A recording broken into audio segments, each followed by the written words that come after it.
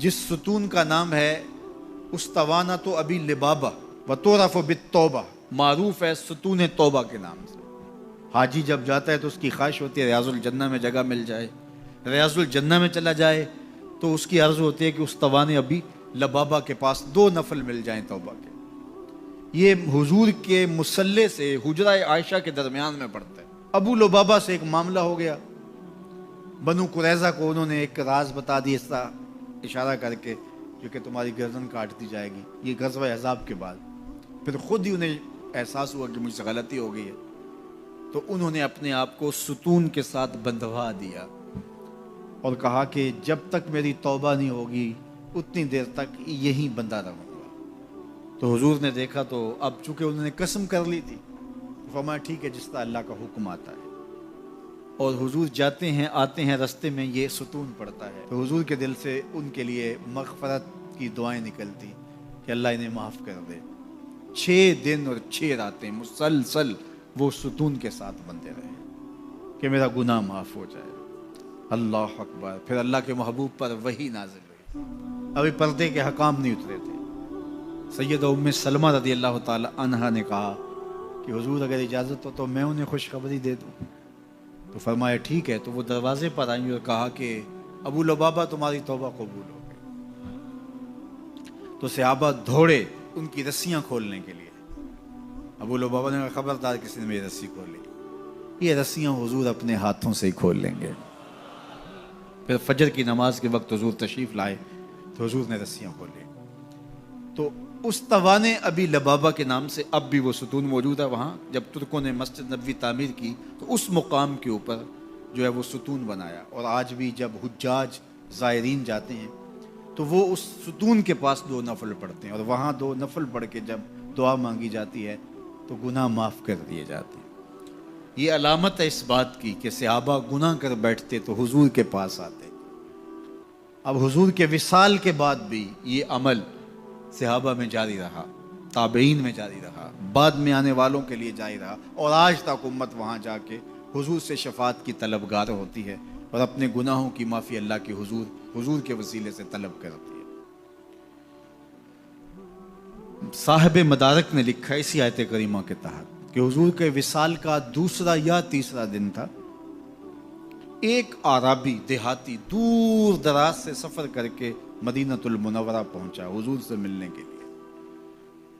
جب داخل ہوا تو پتہ چلا کہ حضور کا تو وصال ہو گیا 3 دن پہلے، تو پھر اس پہ کیا گزری، اس نے رونا شروع کر دیا اور حضور کے روضے پہ آیا، قبر انور کی مٹی کو اپنے سر پہ ڈالتا اور کہتا حضور میں تو گناہوں کی بخشش کے لیے آیا تھا، اللہ کا کلام پڑھا تھا، اگر اپنی جانوں پہ ظلم کر بیٹھو تو محبوب کی چوکھٹ پہ آ جاؤ۔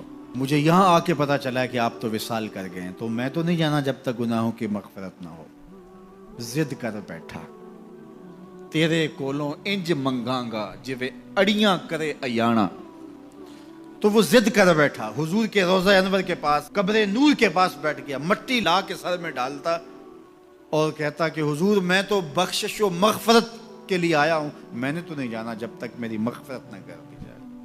تو صاحب مدارک نے لکھا ہے فنودی من القبر انہ قد غفر لک، قبر نور سے آواز آئی جا تیرے گناہ معاف کر دیے گئے۔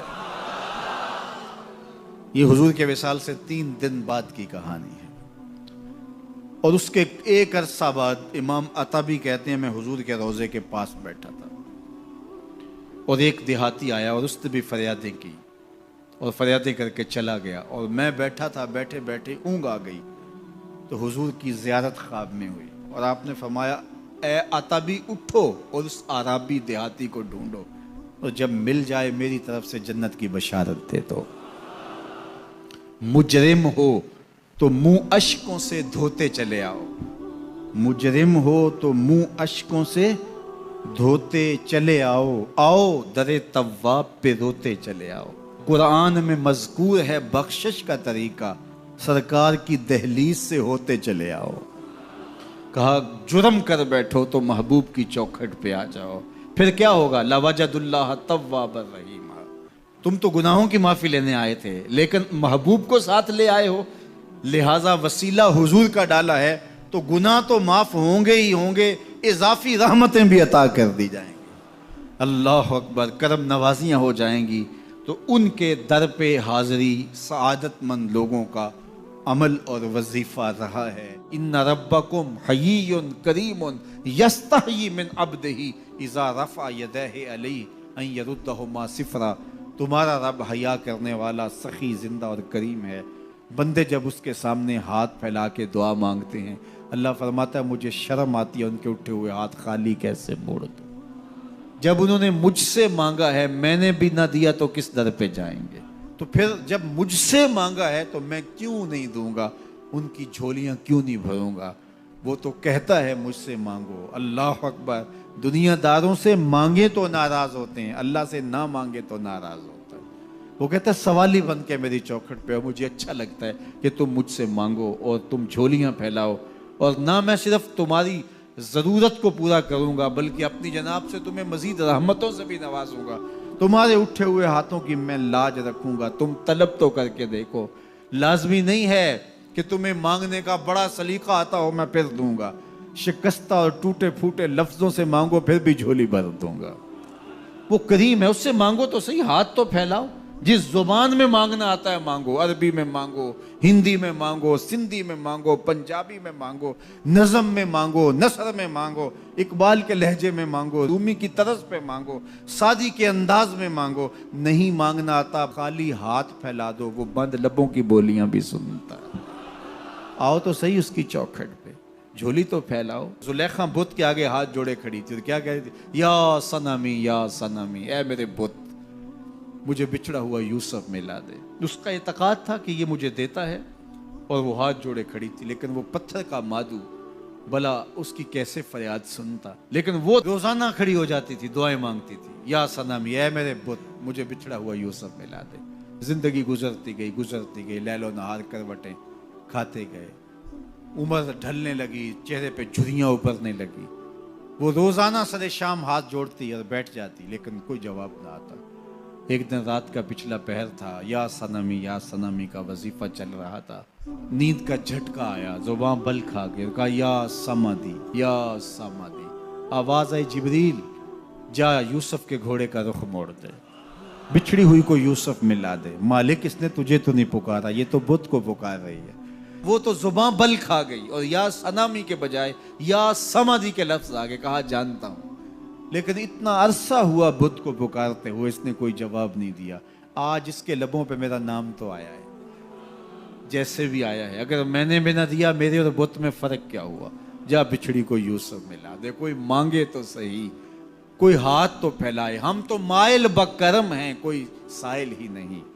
ہم تو مائل بکرم ہیں، کوئی سائل ہی نہیں۔ راہ دکھلائیں کسے، راہ رب منزل ہی نہیں۔ جلوائے طور تو موجود ہے، کوئی موسیٰ ہی نہیں۔ کوئی ہاتھ تو پھیلائے، کوئی جھولی تو پھیلائے، کوئی مانگے تو صحیح۔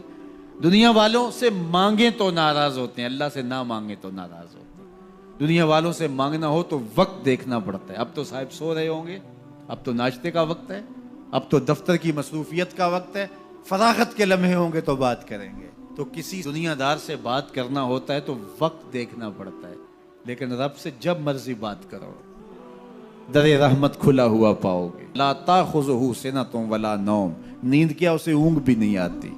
جب بھی مانگو گے دستے کرم کشادہ پاؤ گے۔ جب بندے اس کے سامنے ہاتھ پھیلا کے مانگتے ہیں، اللہ فرماتا ہے مجھے شرم آتی ہے، ان کے اٹھے ہوئے ہاتھ خالی کیسے موڑ دوں۔ تو ہم بھی اللہ کے حضور دعائیں کرتے ہیں، اگر کسی کو وہاں جانا نصیب ہو تو وہ تو قبولیت کے بہترین لمحے ہیں، اور اگر نصیب نہیں بھی ہوتا تو 9 ذی الحج کو ہم یہیں کھڑے ہو کے کہتے ہیں مالک وہاں تو آ نہیں سکے، یہاں تو کھڑے ہیں، میرے مالک تو کرم فرما دے اور ہمارے صغائر کبائر سارے معاف فرما دے۔ تو 9 ذی الحج کا روزہ بھی رکھا جائے اور اللہ کے حضور دعائیں بھی مانگی جائیں۔ آپ جہاں بھی ہوں گے قبولیت ہوگی، اور اللہ قبولیت کو مزید 4 چاند لگانے کے لیے کسی دن اپنی چوکھٹ پہ بلا بھی لے گا۔ وہ کیا کسی نے کہا تھا کہ کام آخر جذبہ بے اختیار آ ہی گیا، کام آخر جذبہ بے اختیار آ ہی گیا، دل کچھ ہی صورت سے تڑپا ان کو پیار آ ہی گیا۔ تو ایک دن اللہ ہمیں اس سعادت کے لیے اپنی چوکھٹ پہ بھی بلائے گا۔ اللہ آپ سب کو بار بار حج بیت اللہ کی سعادت نصیب فرمائے۔